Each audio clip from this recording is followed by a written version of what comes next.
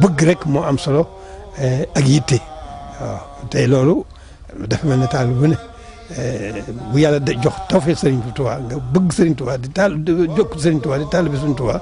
mel na ne yàlla defal may na la tawfeex bëgg gannaaw gëm ak bëgg ak yitte ndax loolu rek mooy kattan gi nga xam ne ku sóobu yoon mi noonu moo lay dimbali ba nga mën caa dox muy gëm gu wér bëgg gu ma sëkk ak yitte ju rëy loolu ku mës a dem ku mës a jëm ci loo sore sa diggante sa borom loolu dafa ci yóbbu gëma la ci yóbbu